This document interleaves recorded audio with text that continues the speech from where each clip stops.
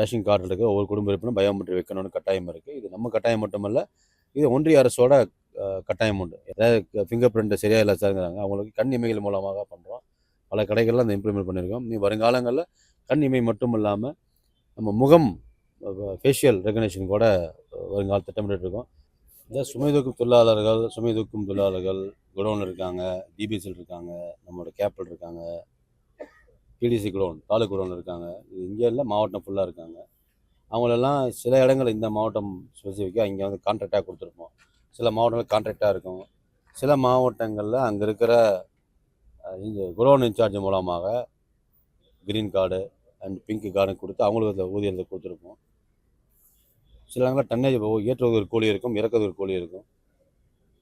அதை போல் பருவகால பணியாளர்லாம் இருக்காங்க. எல்லோரும் எல்லா பக்கம் இருந்திருக்காங்க. அவங்கள பல ஆண்டு காலமாக அவங்களோட வயதை கணக்கெடுத்து, அவங்களோட படிப்பு கணக்கெடுத்து, அவங்களோட எப்போ உள்ளே வராங்களோ 10ஆவது படிச்சிருக்காங்களா 12ஆவது படிச்சிருக்காங்களா கணக்கெடுத்து இவங்கெல்லாம் இந்த சுமை பணியாளர்கள் பிசியாக இருக்கிறவங்க சூப்பரண்டாவோ மாறத்துக்கு ஆக்சுவலி ப்ராசஸ் உண்டு.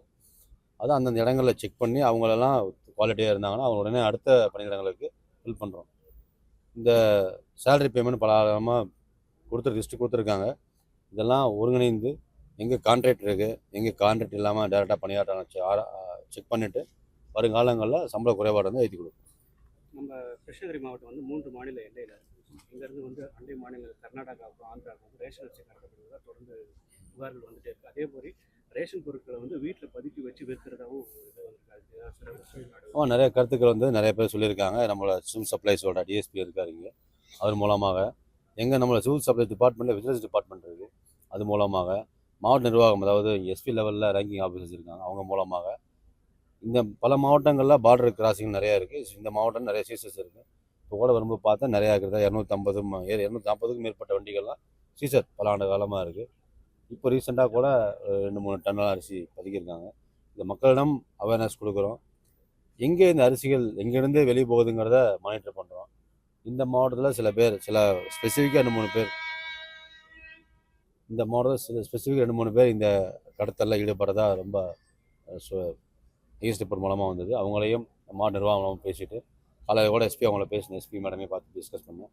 அவங்க டைம் சொல்லி நம்மளோட டிஎஸ்பி துறை மூலமாகவும் விரைந்து முடிவெடுக்கப்படும். விரைந்து இவங்களெல்லாம் செக் பண்ணி இனிமேல் இந்த மாதிரி திருட்டு பதுக்கல் இதெல்லாம் இல்லாத அளவுக்கு ஸ்டெப் சொல்லணும். ஜென்ரலாகவே நம்மளோட துறைகளில் நம்மளோட மாநிலம் ஃபுல்லாகவே பல்வேறு டிபார்ட்மெண்ட்டில் மூலமாக செக் போஸ்ட், அதாவது மாநிலம் எல்லைகள் இருக்கிற மாவட்டங்களில் செக் போஸ்ட் உண்டு. அது ரெவன்யூ டிபார்ட்மெண்ட் செக் போஸ்ட் உண்டு, ஆர்டிஓ டிபார்ட்மெண்ட் செக் போஸ்ட் உண்டு, நம்ம சிவில் சப்ளைஸ் துறைகள் மூலமாக செக் போஸ்ட் உண்டு. இந்த செக் போஸ்ட் பலான ஒரே எல்லையில் 3 செக் போஸ்ட் இருக்கும் டிஸ்டன்ஸாக.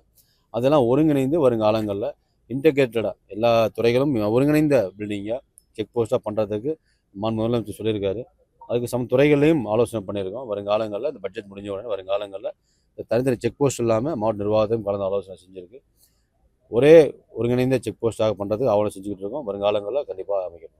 மகளிர் உரிமை தொகை திட்டம் ரேஷன் கார்டு புது ரேஷன் கார்டுக்கு ஆல்ரெடி நம்ம முதலமைச்சர் அவர்கள் கடந்த 7ஆம் தேதி துவக்கி வச்சிருக்கார். அது வந்து 73 ரேஷன் கார்ட்ஸ் இருக்குது. அது அந்த மாவட்டங்கள் மூலமாக மாவட்ட நிர்வாகம் மூலமாக மாவட்ட நிர்வாகம் இணைந்து நம்ம மாவட்டத்தில் இருக்கிற பொறுப்பு அமைச்சர்கள் மூலமாக கார்டு கொடுத்துட்ருக்கோம். கிட்டத்தட்ட அன்றைக்கி தேதியிலேருந்து இன்றைக்கி வரைக்கும் கிட்டத்தட்ட 70,000 கார்ட்ஸ் கொடுத்தாச்சு.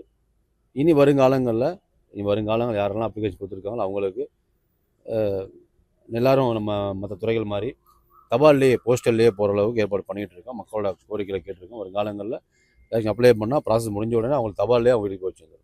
சார், இந்த பயோமெட்ரிக்கில் தொடர்ந்து பிரச்சனை வந்துட்டு இருக்குது. பயோமெட்ரிக் சரியாக இல்லாதனால கைரேகையில் பேர் நீக்கிறாங்க அப்படிங்கிற புகார் வந்து கொடுத்துட்டு இருக்காங்க. இல்லை, அதுக்கு என்ன சிறப்பாக என்ன சொல்லியிருக்கோங்க, சில நாட்களில் இந்த பயோமெட்ரிக்கில் இணைக்கணும். ஆதார் அந்த பயோமெட்ரிக் கண்டிப்பாக ஒவ்வொரு குடும்ப உறுப்பினரும் ரேஷன் கார்டு இருக்க ஒவ்வொரு குடும்ப உறுப்பினரும் பயோமெட்ரிக் வைக்கணும்னு கட்டாயம் இருக்குது. இது நம்ம கட்டாயம் மட்டுமல்ல, இது ஒன்றிய அரசோட கட்டாயம் உண்டு. எல்லா ரேஷன் கார்டு ஹோல்டரும் கண்டிப்பாக ரேகை இருக்கணும்னு இருக்குது. அதை முறைப்படுத்திக்கிட்டு இருக்கோம். இது வரைக்கும் 97% ரேகைகள் எல்லாம் கணக்கு கொடுத்தாச்சு. சில இடங்களில் குறை இருக்குது.